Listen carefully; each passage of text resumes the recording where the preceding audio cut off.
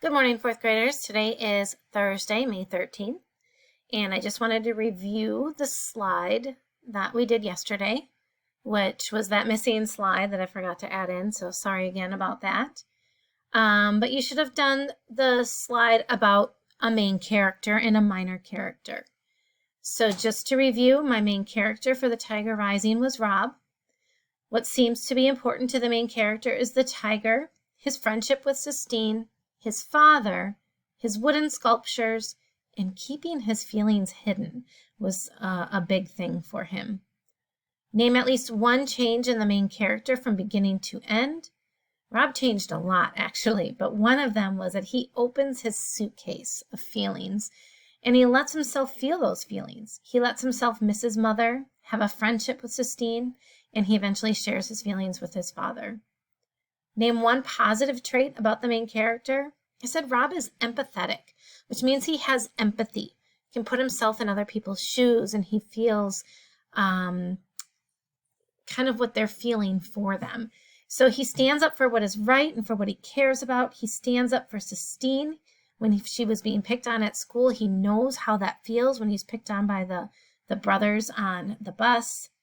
And he empathizes with the tiger. The tiger wants to be free and is caged and paces in his cage.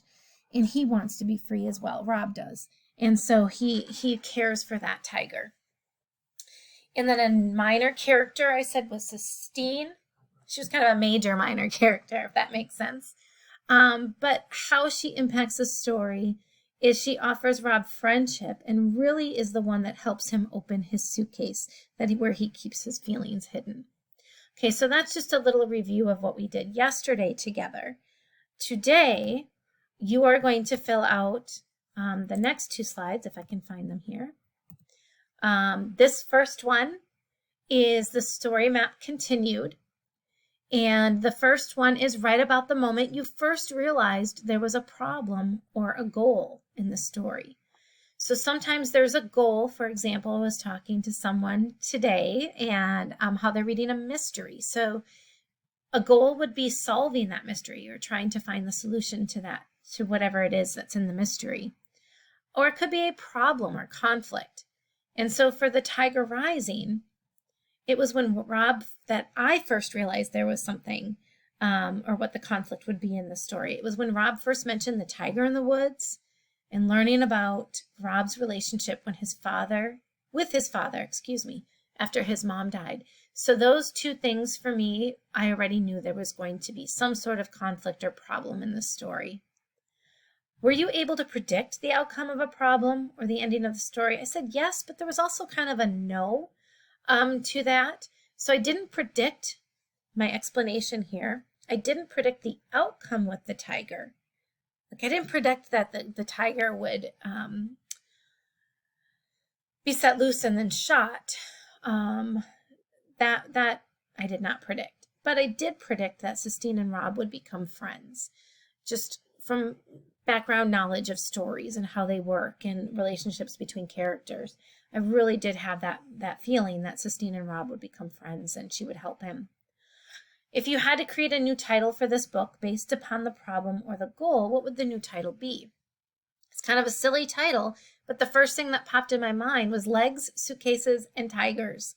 Just because it reminded me of the three really big symbols in this story of Rob's feelings, and those were his legs, that rash on his legs, the suitcase where he hid his feelings, and the tiger, which really kind of represented Rob being caged. And then I thought of a more generic one, Rob's tiger, but I really, to me, what I thought of first was legs, suitcases, and tigers, even though it's kind of a silly title. Reminds me of lions and tigers and bears. Oh my, if you've ever seen The Wizard of Oz. And then the last slide that you'll fill out today is really just kind of doing a bullet point of what you might think of as the plot diagram. Or if you remember, we used that mountain where we would show the climax and the major events that led up to it. So this is just an outline of the main things in the story. So the goal or the conflict would be, as in my opinion, was Rob needed to free himself from his hurt or his pain, that he needed to have a friendship, and he also wanted to free that tiger. That was his goal in the story. Some events that led up to the resolution or the solution of the story would be Rob finds the tiger.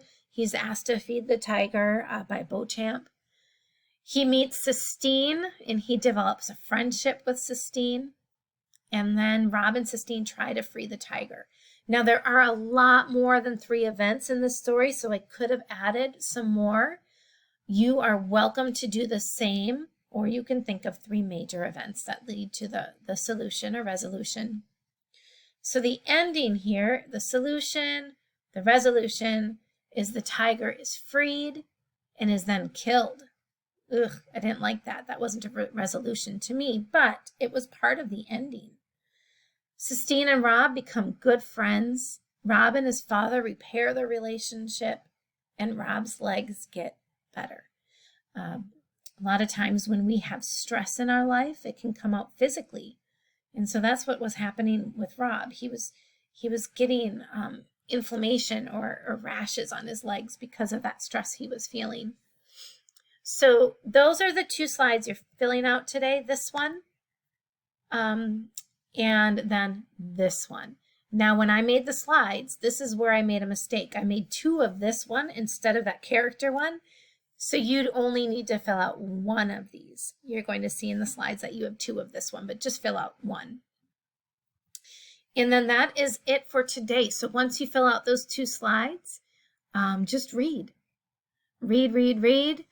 Think about your characters, think about the goals, the conflicts, think about the major events in the story, and if you're at the part, think of the solution or resolution. All right, 4th graders, off you go to do your slides, and I will see you tomorrow.